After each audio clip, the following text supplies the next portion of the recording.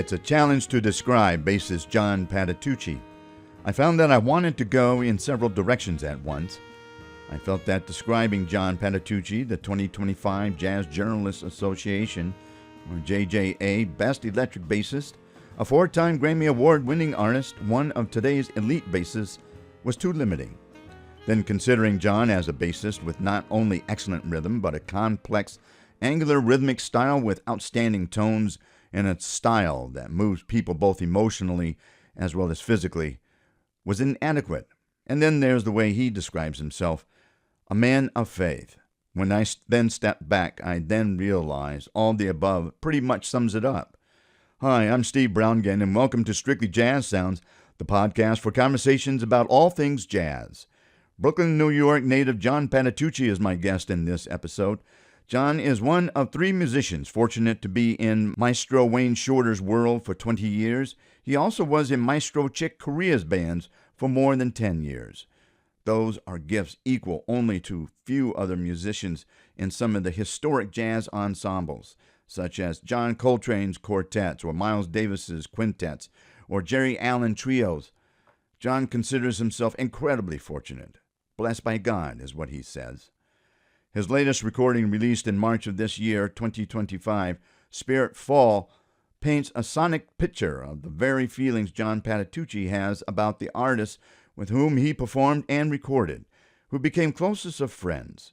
Drummer superstar Brian Blade and John Patitucci worked together in numerous iterations, including Wayne Shorter, and continue to do so in trios that include legendary pianist Danilo Perez, who also was the triad in Shorter's magical quartet, and saxophone giant Chris Potter, the third musician in the Spirit Fall and Live in Italy trio, both trios led by bassist John Patitucci.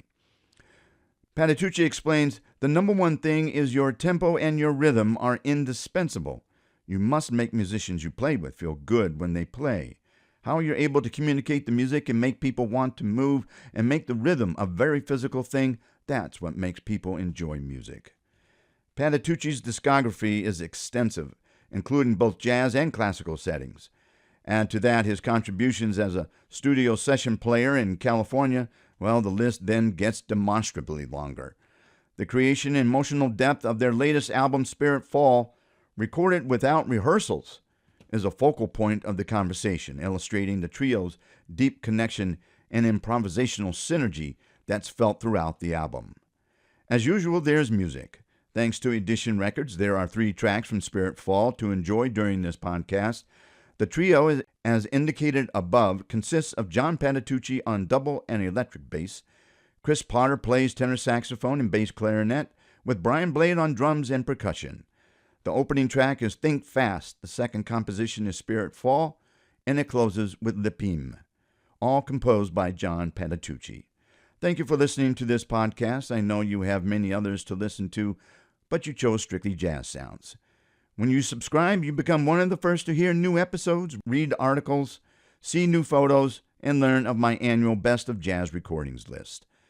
John Patitucci and I dove right into the conversation, talking about one of his most cherished people, Brian Blade, and the impact their collaborations had on John's sound, particularly highlighting Brian Blade's dynamic drumming.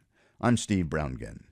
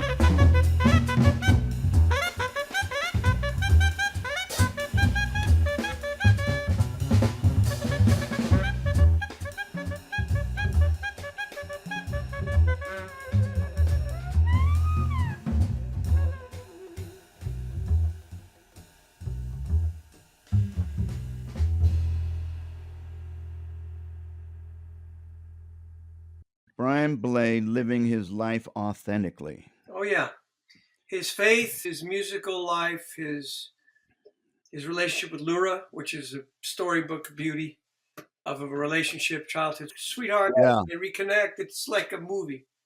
But he single-handedly was responsible in my life for me finally being able to get the bass sound live that I always wanted to get because of his dynamic range. I could start using microphones and doing things that I couldn't do with other drummers so much because they play much louder all the time or don't have the same.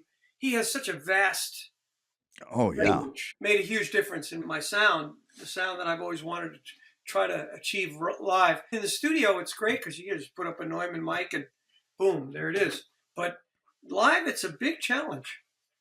When you're on a big stage in particular. Yeah, we always set up really close together. And we just got off a tour with Danilo Perez, Brian and I, and Robbie Coltrane, Legacy of Wayne Shorter.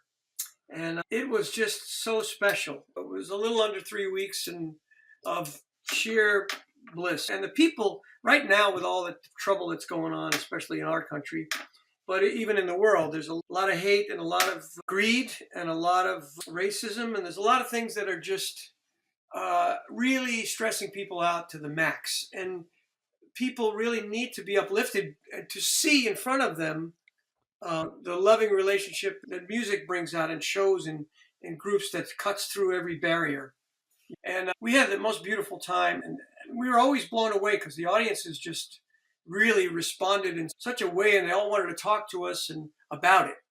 So it's an honor and a privilege to be with Brian and Danilo and Robbie. And of course, we were with Wayne. And Wayne was like a second father to me. I'm just a kid from East Flatbush, man. The thing in Brooklyn. The thing that happened to me is like Cinderella.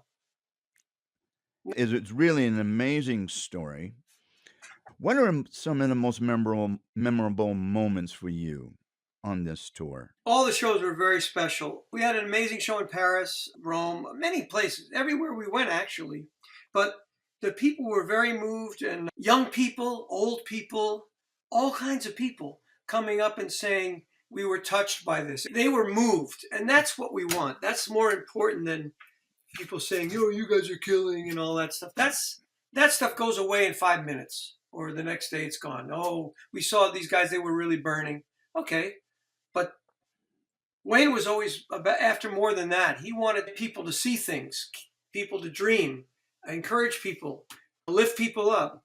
And when people come and talk to us like that, like they do, and like they did on this tour, it's very special. There was somewhere in, I think it was Voiron, which is not far from Lyon in France, and they freaked out and they were like, you guys, can't you come back and do master classes and do, but over everywhere we went, people were very emotional. We want to encourage people, lift people up, try to get people to feel something. Because right now, it's rough out there in the world. There's a lot of evil. A lot of anger. Yeah. Yeah. Lots of anger. And Wayne was the type of person who was looking for that goodness in people. Oh, yeah. And so in your music and what you did, I'll admit I followed you. Wow. Video wise. Yeah, yeah. And so I caught snippets of the tour, and I was amazed on the reception that they had for you. I was also amazed on how you as a band gelled and were feeding off of each other. But you do that anyway. You have such a spirit behind you, in you, and around you. And it seems like that spilled over to the audience as well. That's the hope, because that's why the title Spirit Fall. There were many times on the stage with Wayne's band that just things were happening, and he was calling us to this kind of improvisation where he wanted to sound like we were creating new pieces. He didn't want people to know the difference between when we were completely improvising, creating together, or when we went into one of the pieces, and anybody could cue any part of one of the pieces at any time. So sometimes we would improvise these things, and I just felt the presence of God. It was like, how in the world is this happening? All of a sudden, these forms are happening, chord progressions, rhythmic things, and we're doing it all together, and it's whoa. And or sometimes we'd improvise, like Danilo and I would start improvising. I'd get the bow and start playing, and people would think it was all written out, but it was God's writing, not mine. It was flowing through, but it was a spirit thing. Any musician who tries to take credit for that stuff doesn't understand where it came from, because there's no other explanation to me. Yes, granted, yes, I'm a man of faith, so I think this way, but people feel it whether they believe like I do or not. The audience gets it. They know where it came from or not. And we knew, Brian and I knew, and Danilo understood it too. And Wayne is a Buddhist and has his own philosophy, but we were always very tight. And Wayne was so loving and encouraging, and us to embark on this thing where you really had to check all your trick bag and everything you know how to do at the door, and allow something bigger and more connected as a group to carry the thing through. The force, this incredible light come through. Yeah. My wife and I, Jenny and I, are Quakers. Wow, far out. That's beautiful. But that's a beautiful tradition, right? Yeah. Yeah. Yeah. The thing that I'm trying to get at here is finding the light in whatever you're doing, and finding that of the divine in whatever you're doing.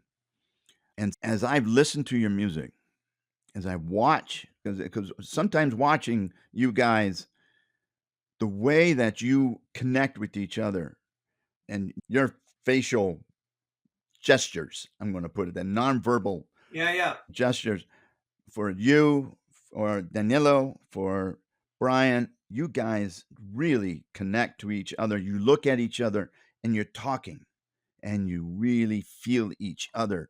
And sometimes it's like you're going, hey, I'm here. I'm throwing this to you. Boom. Yeah. There's a lot of stuff going on. Yeah. It is. The dynamics are great. That was one of the comments on this tour. We played at a big hall. I think it was the last one. It was Luxembourg. Beautiful hall. And these people came up and they were talking to Danilo, and they said, we never hear people play dynamics in this hall. People come in and try to like bash their way through it.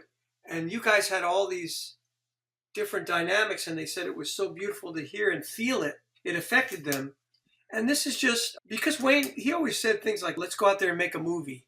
You know, he wanted it to be cinematic. He wanted to, and in order to make the music that kind of emotional thing, you have to have orchestration and dynamics and the ability. The other things too is in that band, the first band, one of the only bands I've ever played in where you could lay out and come back in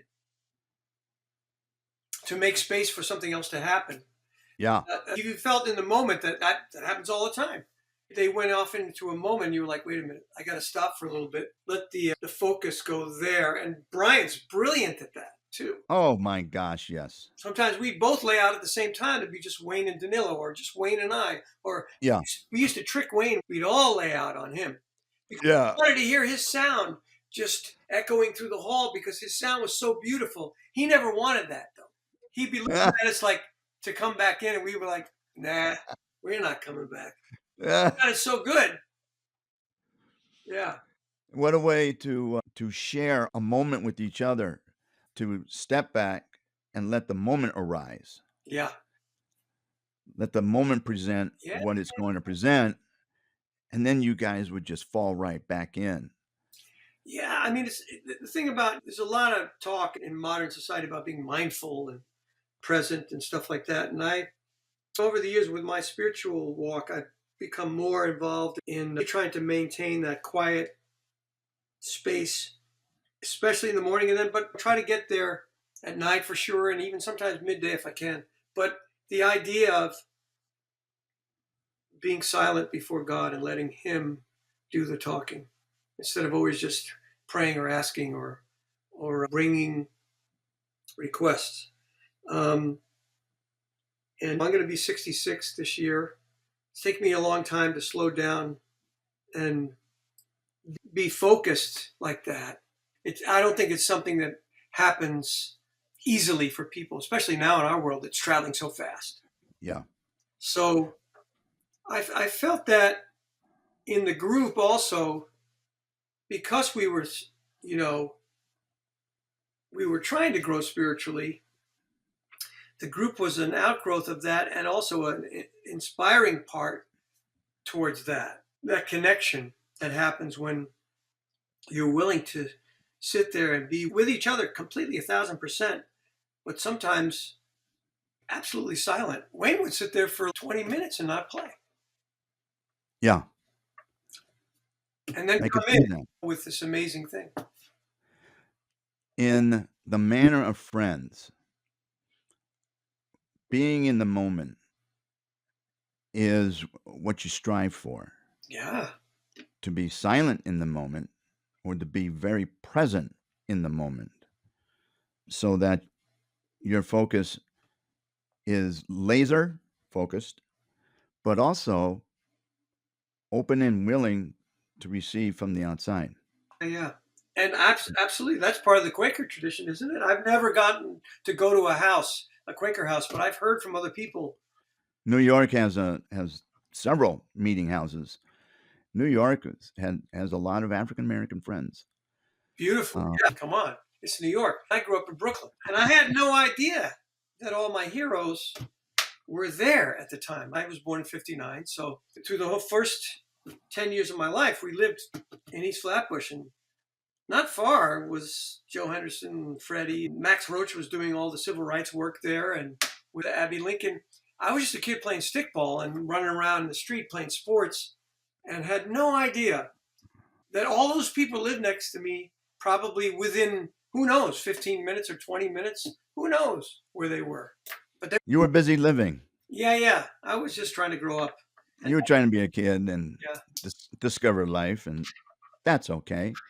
But so you started in Flatbush and moved to the West Coast. But before that, even, what made us move to the West Coast was a brief stint on Long Island. My dad and my uncle bought the house together in Brooklyn. They pooled their resources. They didn't have a lot of money. And I think they probably got that place for $10,000 or something like that. Oh, my gosh. We lived on the top floor, and his family lived on the bottom floor. Yeah. So when they sold it, it was either around 69 or 70. They wanted to get each family have their own place. So they moved to Long Island. So they go out there. We're way out there because that's where we could afford, like farther away from the city, the cheaper it is. So we went out to Long Island, and my uncle and my father are commuting into the city every day. The trains catch fire in those days. The Long Island Railroad was a mess. And the Long Island Expressway was like a parking lot trying to commute. Yeah. So it didn't last long. I think we lived about a year and a half out there. And then my father was in the insurance world. And then it was some company that was based in Germany. And they said, we'd like to start an office in San Francisco. Would you like to go? We'll move you and your family out there. And it sounded fancy and everything. And my dad went for it. Of course, when he got out there, the bread was not, it was not what he thought it might be. Anyway, let's just say that. And he was working hard trying to raise the 5 of us, my mom and he. But it was beautiful because the commute was much easier. At that point, California was like the land of opportunity. It was 1972 when we moved out there. Yeah. So it was pretty cool. And musically, what was happening there was insanely good. In the world of jazz, you go to Keystone Corner or Great American Music Hall, these places. I saw Dizzy. I saw Bill Evans Trio. I saw McCoy Tyner. I saw the Thad Jones Mel Lewis Orchestra. I saw, Dizzy with a small group with Mickey Roker and Earl Ray with the rhythm section. Oh, that's great. And so I saw a lot of stuff. I remember at my high school in the Bay Area, Rufus Reed came out to where we lived in the burbs, and he did a clinic at my school. One time we had Louis Belson as a guest artist. Ooh, really? Crazy. all these different things. Because the Bay Area, there was a lot of jazz consciousness, more than LA in a way. There were more people committed to playing jazz. Because it wasn't, the studio thing wasn't the same up north. Although in the 70s, it was pretty cool. Sly Stone was doing his magic. Herbie was making his records. Tower of Power. And the Grateful Dead. Larry Graham was with Sly, but then he had his own band, Graham Central Station. Yeah. A lot of R&B and funk, which got me. Like I was already, being from Brooklyn and starting on electric bass, James Jamerson and Chuck Rainey and Willie Wood, Yeah. Yeah. my heroes. So I started Yeah. with that. And Motown moved out to California. Then they moved out to California, but the stuff from Detroit was the stuff I heard on the radio in the 60s growing up. That's right. Yeah, so I was really, that blew me away. And when I started, I at first wanted to be like my brother. My brother's a pastor, actually, but he wasn't yet. He was playing guitar and to be like him, so I wanted to play the guitar. He was taken from a guy that made you learn how to read music right away. I was 8. I wasn't having it. I played by ear, and I was like, I hated it. I'm lefty, and the pick in my right hand was impossible. So that didn't last very long, and I still had my little bongos. I wanted to play drums. My dad said, forget that. In the house with all of my uncle's family down there, that wasn't going to happen.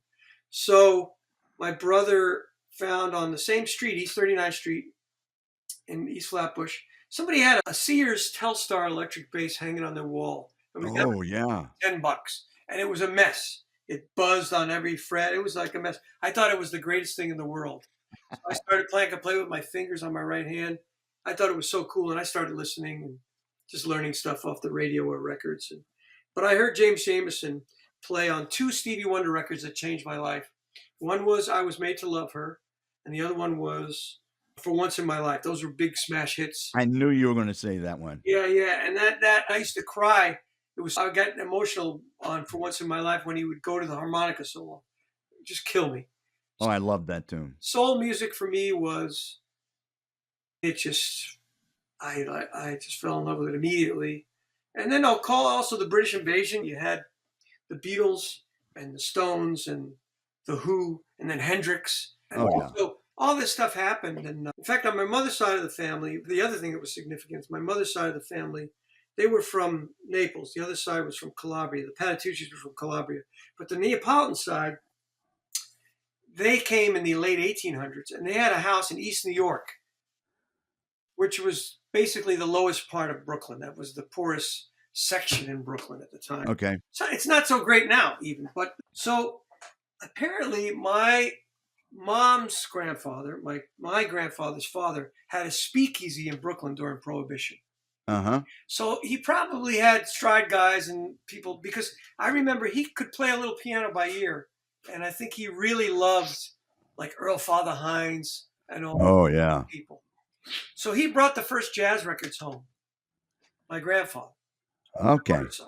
And we heard that's where I heard Wayne play on Art Blakey's Mosaic. I heard Thelonious Monk Underground was one of the records.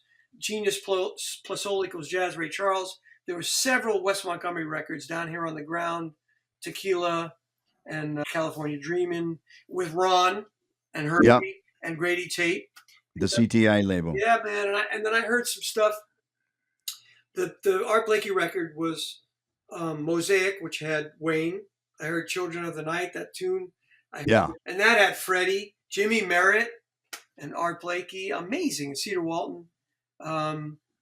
That was one of the classic bands. Yeah, incredible with Freddie and Wayne. And before that with Lee Morgan and Wayne. So that's right. I heard all this music and I had no idea what they were doing, but it moved me. Yeah. So you moved from that to the Bay Area. You did session work after you went to school. You went to school. Yeah, I started doing like small recording sessions, nothing major in the Bay Area before I left. I did a couple of things, but then when I went to LA, my dad moved us down for another job opportunity in the insurance business.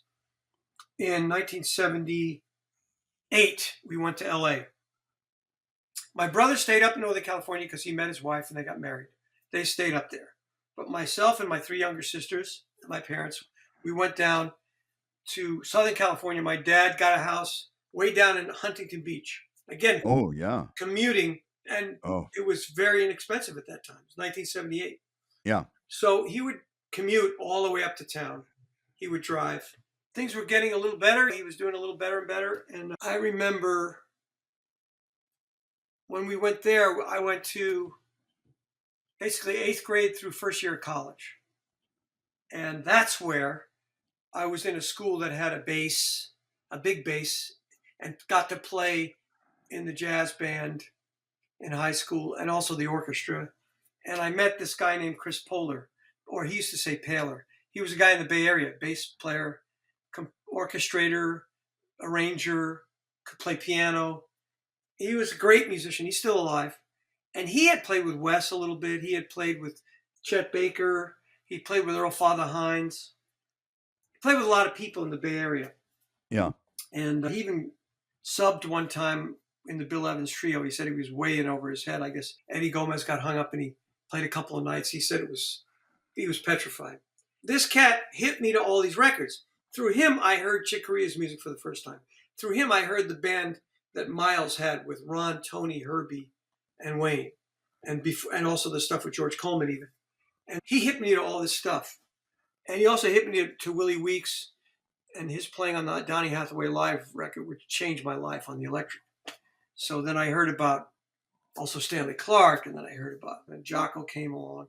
But also I was getting deeper into not only Ron Carter, Ray Brown. I heard Ray with Oscar Peterson records, and he hit me to all these things. And I heard Paul Chambers with Miles. Then later on I got into Train with Jimmy Garrison, Elvin, McCoy. Little did I know I was going to get to play with a lot of these people. I played with McCoy. I got to play with Hank Jones. I got to play with Chick, Herbie, Oh, and Claire Fisher. oh, yeah. A lot of people, and Freddie, and a lot of Airto. And when I went down to LA, I got in Airto's band. I got in Joe Farrell's band first. Kept saying, how can I get with Chick? And he goes, he doesn't have any auditions. So I was like, wow, how's this ever going to happen? And anyway, but he got me the gig with Airto in Florida, so I got really into Brazilian music. And then I got to play through them it was just, one thing everything just kept rolling. And I had no idea. It wasn't a master plan. I just had a lot of dreams. When that was happening, John, what were you thinking about? Were you going, okay, this is great, I'm going to go do this? And did you have moments when you go, wow, I can't believe this is happening? I couldn't believe any of it was happening. I was excited. I had a lot of dreams that I wished I could meet these people and my heroes. And I didn't know I was going to get to play with so many of them. I had no idea. It was a miracle for me. And also, what happened when I went to the Bay Area, at the end of high school, the teachers in the school district where I was, they had a night band, a big band. And they didn't like the professor who played bass. They didn't like the school teacher on bass. So they drafted me. So here I was. I had left the Catholic Church at 15, and I was on a spiritual quest. I didn't know what was going to happen, because I asked the preacher, the pastor, like the priest, to tell me how to get close to God, and he couldn't do it. He told me to say 5 Hail Marys. Yeah. So I left the church going, that wasn't the right answer. So there were these guys there was a young pastor and a music minister at this church in Walnut Creek called Hillside Covenant Church. And the music director there was way into Andre Crouch's music. He was a blue-eyed soul singer. Like, he was this guy from Lodi, California. Oh, really? He fell in love with, and I was already into African-American music because I heard jazz and funk and everything, but I heard Andre Crouch's music. And it blew me away, and we would play some of the songs in this little group that these guys had. And they would have me come play at the church. And I saw these young people happy to be in church, in a youth group and all that. I was like, wow, these guys know something. So I asked them the same questions that I was asking the priest, and they had some answers that were very inspiring. And they taught me about the grace and the love of God. And that was a life-changing experience. And so then I followed them over to this church. They planted a church called Hope Center, which was also in the Covenant denomination. And we used to meet at a movie theater. And then I got my brother involved. And my brother wound up becoming the music minister there after a while. He got saved the same summer through different people. Uh-huh. So then We were afraid to talk to each other about this. When we finally did, we were blown away because both of us had made the same commitment to God in 1977. So he wound up coming over and playing in the worship band with me at that little place that was getting started. He wound up becoming the music minister there, and then he wound up becoming an associate pastor there for years. And he took some classes. He's a great preacher too.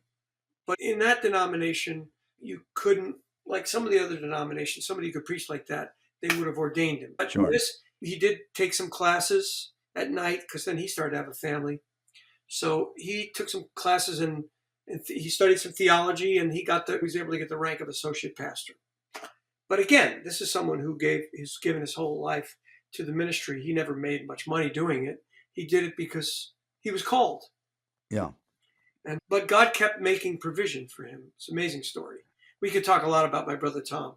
He's my hero. He's my hero, and we're like twins separated by 3 years.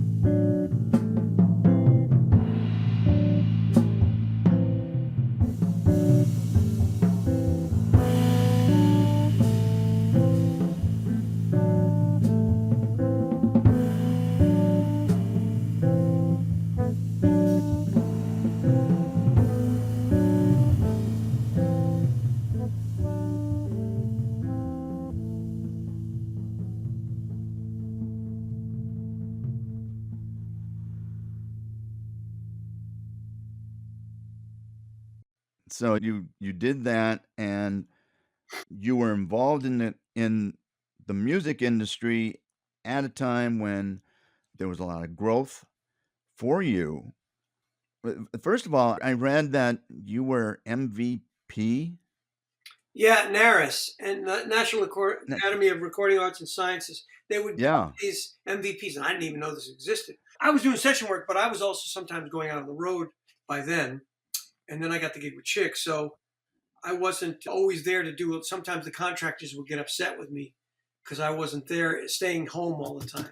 I So would you were on contract to do session work Well, I when mean, you were playing with Chick. I wasn't under any contract, but there was the contractors were the people who called all the musicians. I see. Any session that came in. So Sandy DeCrescent was the biggest one. She used to get upset with me. She said, "Why can't you just stay home? I'd have you working every day." But it was like, I gotta go play jazz. I couldn't say that much about that. But Yeah. so I was getting to do all these things. So at one point, I got MVP one year for most valuable player on acoustic bass. Yeah. But I was also playing, and I was playing a lot of electric bass on records, and that's my first instrument. But I wound up being really a 50-50 kind of guy. I'm not a doubler. Yeah, yeah. I was going to ask that question. Really into both. People say, which one's your favorite? And I always say, I choose the one that fits the music in front of me. That's exactly what I thought. That's I even have a question for that, but that's where I was going to, because it seemed to me that you prefer to have it fit the music instead of have the music fit what you want to play on. Yeah. And sometimes I was dancing through the raindrops of stereotype stuff because in LA, the studio world in those days was quite busy. There's so many people trying to get in there. And it was easy to get pigeonholed. I was doing my best to just keep bopping between all these things. And I was very fortunate. There were some people who would only call me on electric. Some people would only call me on acoustic. I wound up because I was classically, I started to get a very thorough classical education in the bass in college. I went 3 years and then left and went on the road because they were trying to get me to quit playing jazz and electric. So Oh, that's what happened. right. But I was playing on movies in bass sections. I still do that in New York. Played on a lot of movies over the last, I don't know, 40 years or something like that. That was a whole nother question. I'm not too sure we have time for that, but Yeah. I do want to get to Chicago, America's Hidden War. Wow. Now that's something that's a heartbreak for me because it never really. I spoke with the director, Dimas Celebrios. He's the guy. It's his baby, and he's in it too. But that was like had a couple of weeks in the theaters during COVID, and then we were so excited because Denzel Washington was behind it helping, and then we thought we were going to get a streaming deal. Never happened. That's what happened, So, because I was looking for this film. well, I wanted it to come out, bro. My one and only film score at this point, and I poured my soul into that because it was about something that meant a lot to me. Yeah. Dimas was somebody who was he did something that I haven't seen people do because he's a pastor. He came up in Queens and the Bronx, but when he was younger, he got in a lot of trouble. He was a drug lord, and God grabbed him out of that and made him a pastor. And he went to school and studied and became a wonderful man of God. But when he went to Chicago, his thing was all the police shootings, all the things that were happening, whether it was George Floyd or Trayvon or the many things that were happening. Yeah. It was again that same old sad story of the racism and the way that people of color were being treated. But he had street cred with all these guys in Chicago, which were famous kingpins in that. Really? So he got in the movie, he's interviewing them, and they had been to jail and come out, and they were upset and really worried about these young kids running around with machine guns, peddling drugs. They're 12. And it's ironic, it's like the old mafia characters when they would interview them, they said, we used to have honor and rules, and now it's just Whoa. as if it was so much better. Whoa. But we have, in this movie, you have these guys talking like that. These were African American, they were kingpins in Chicago, and they discuss, a lot of things get discussed in that movie. The police corruption, the political corruption, the fact the cops were, obviously, there was a lot of racist cops and people were being shot for no reason. In the movie, there was one collage, there was this one montage of sequence of filming where they showed a bunch of these things, and it was very disturbing to me, and I had to write something for it. And I wrote something so chilling because I couldn't think of a musical way to handle it. It was like crazy. There were these basses screeching and grinding, and it was so traumatizing that Uh-huh. the director said, this is powerful, but it's too much. You got to tone it down because maybe some of the families of George Floyd or whatever Mm. will see this movie. We don't want to re-traumatize them. So I had to tone it down.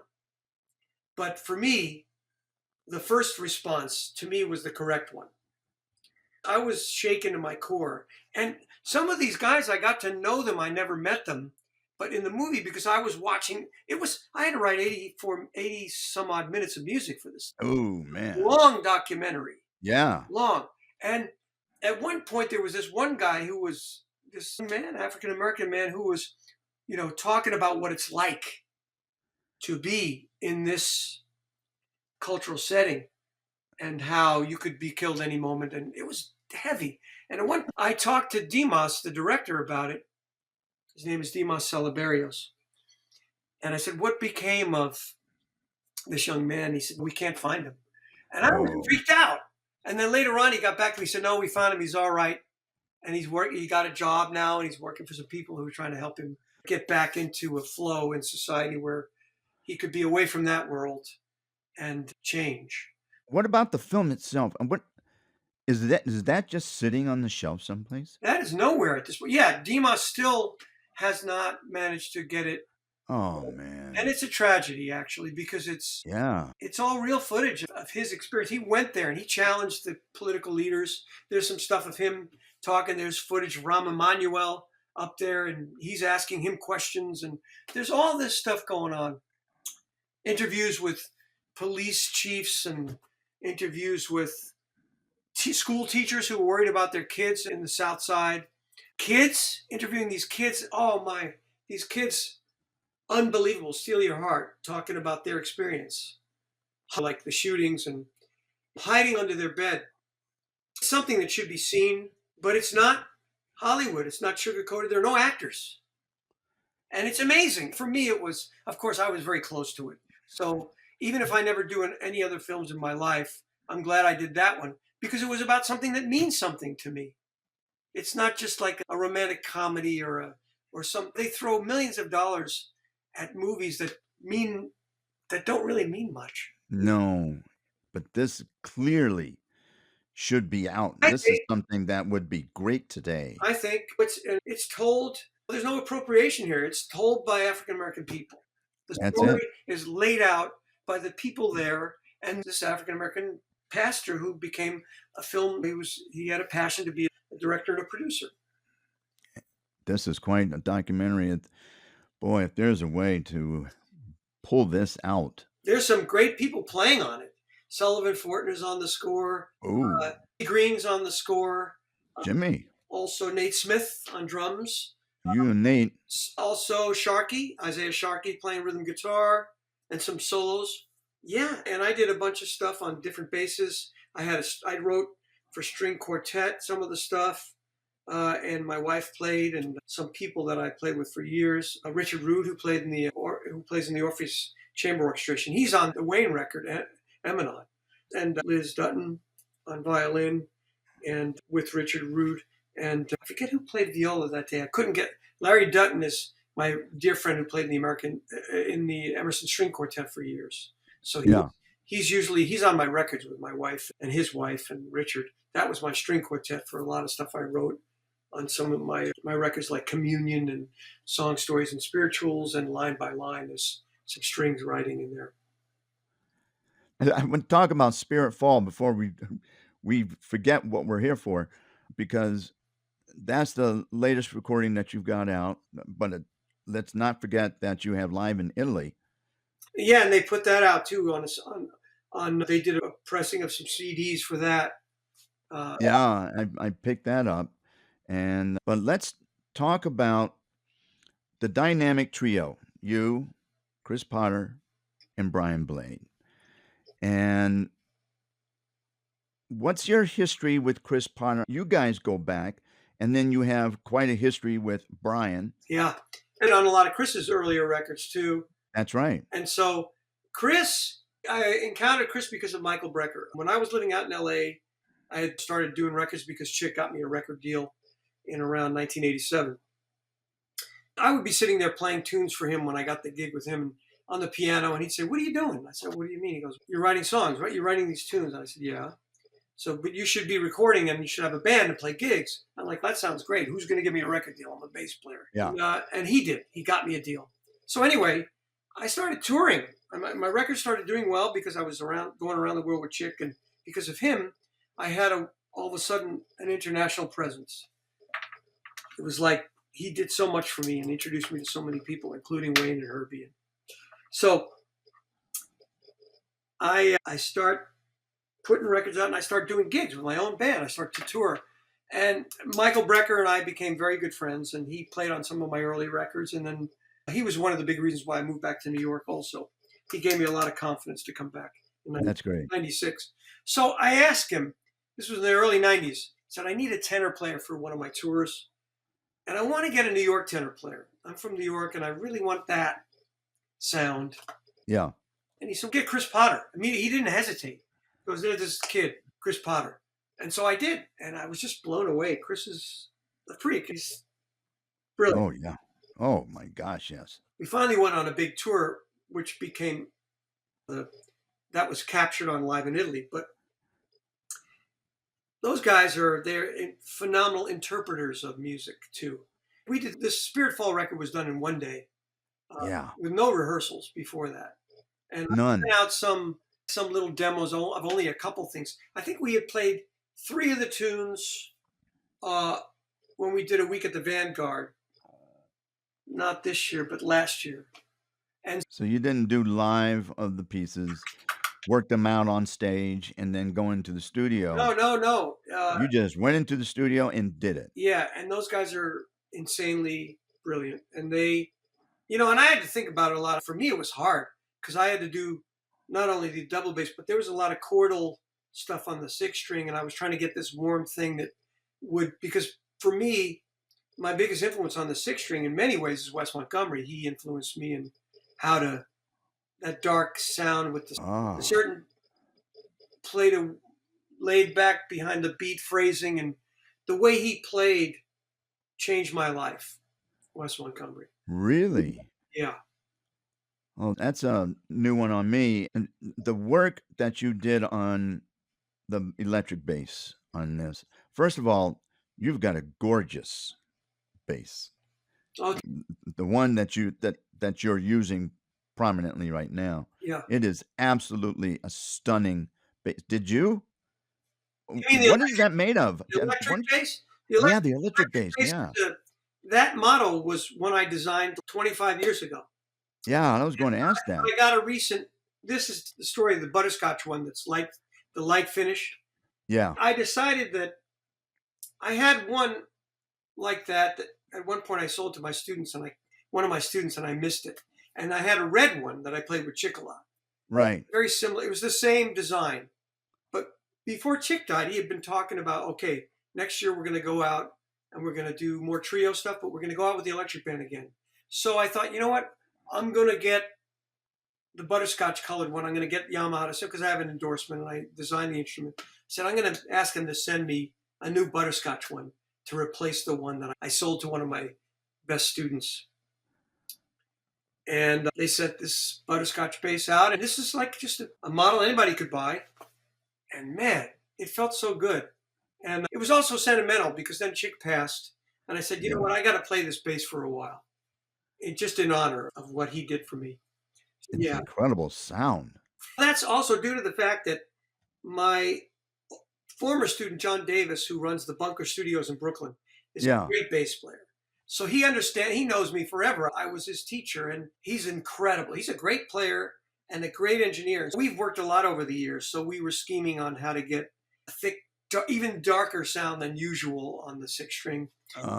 We used an old Ampeg B15 that we mic'd, and we had a nice preamp on the direct box was a certain thing. And he's great. And the acoustic bass sound also is, I think, my favorite so far that I've ever been able to get. Excellent. And on this album, you guys have just right from the get go, Think Fast was boom, that comes ripping out. And Chris Potter and Brian Blade just absolutely fall in line and they fall against each other. And in the meantime, you're holding it down It was because really fun. these two were just going like crazy. Oh yeah. When I listen to Chris Potter right now, I'm hearing Michael so much. It drives me crazy. He's definitely Chris historian on tenor. He's got a lot of Michael. He's also got a lot of Train. He's got Joe Henderson. He's got Yeah. Sonny. There's a lot of Sonny on the record you hear, like when we do the Caribbean stuff. Yes. It's amazing. Like he just has, but he sounds like Chris Potter somehow. Yeah. And I can't say enough about him. He's a brilliant guy, a sweetheart too, and a big heart. And the way that this trio plays for me is so exciting because for a bass player, the chordless trio is one of the most incredible formats for a bass player because the architecture that you set up, there's so much freedom, and the saxophone player has a lot of freedom on top of the architecture you set up because there's no piano player saying, oh, it has to be this chord over that bass note. They can fill in the chords different every time. That's what Sonny Rollins liked so much. Yeah. And he plays it so well. He really dives in there. And then there becomes a moment where he allows for you to get into what you're doing. Even Brian Blade may step off for a minute and allow for you to do your talking. And then Brian just start coming back in, and then Chris Potter just takes off. And that happens so often throughout this album. But there Deluge on 7th Avenue, what a great blues piece. Because the way that this starts off, it's a blues, but it doesn't start off like a contemporary blues. Yeah. And it's just like you feel your way through it, and then all of a sudden, bam, you laid out this blues thing, and Chris Potter just dives into it, and Brian Blade smacks those cymbals and hits the drums like he does. It's like announcement time. Wham! Yeah. I mean, I had so much fun that day. We had a ball. Those guys, it was emotional. And the thing about it is there's a lot of joy because when we played a lot and we just really enjoyed being around each other too. That tour in Italy, the Live in Italy tour, was an amazing tour for us. Also, we ate our way through Italy too. It was a really Let me ask this question for Lipi'm. Oh, Lipi'm. That's Lipi'm. That means It was Lipi'm. it means hope in the Cameroonian. Oh, that's where Leo Nulueki helped out with that. Yeah. It's from a Yemba language, and it means hope. And I asked him. I said, "What's a good word for hope in a West African language?" And he sent me some really long ones. And I said, "I don't know. People might not be able to even pronounce that." And then he sent Lipi'm, and he said, "This one, even though it's not because the way the accent is, it's a little challenging, but at least it's a short thing, and it means hope." And I used my old 1965 Fender P bass for that. Oh, and it's a great Afrobeat Yeah. sound. Yeah. Really great. Chris Potter, is he dubbing in?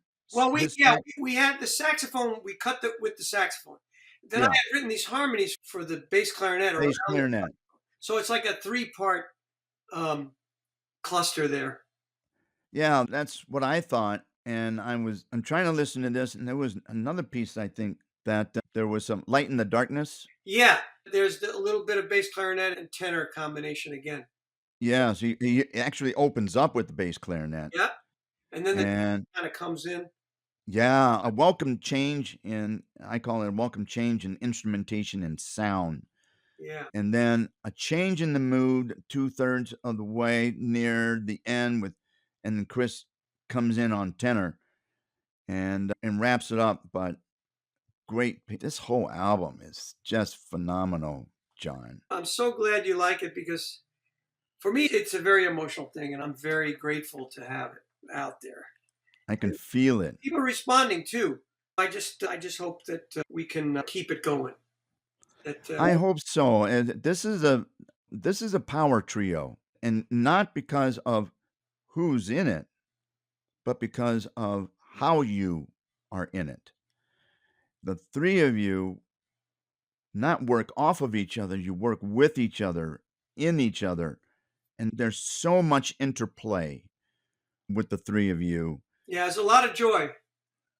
It's very apparent. Yeah. And you, Danilo, and Brian, children of the light, Yeah. but this trio, I'm not too sure. I have not coined a phrase for that yet, but you guys better find one. Yeah.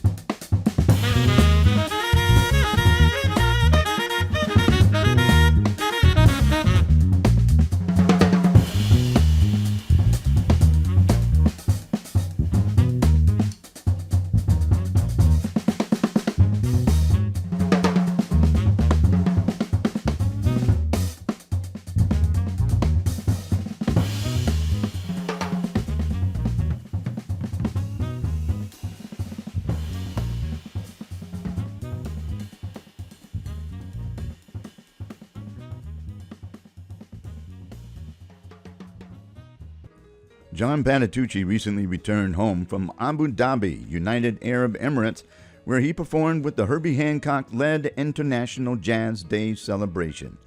And he was informed that he was selected as Best Jazz Electric Bassist by the Jazz Journalists Association. John will shortly leave for a 10-day tour that will take him through the heart of Europe, closing out in his ancestral homeland of Italy. Then he returns home and will perform in numerous settings in June and July. So keep your eyes and ears open for those dates or go to his website, johnpatitucci.com. A heartfelt thanks to Edition Records for use of music from Spirit Fall. Having the music makes the podcast complete. And thanks to John Patitucci's management team for making this interview happen. What a team. The theme music is from Johannes Wallman from his composition McCoy, which can be found on his album Precarious Towers. There are loads of jazz festivals throughout the world. Check them out. You can find information about them in the June edition of Downbeat magazine. You may also find live jazz near you by going to allaboutjazz.com. Support live jazz wherever you are. I hope you enjoyed this episode. If you have any comments, submit them through my website, strictlyjazzsounds.com. Once again, thank you for listening. You have plenty of other podcasts to choose, and you chose this one. All right, stay cool. You're listening to Strictly Jazz Sounds, the podcast for conversations about all things jazz. I'm Steve Brown again.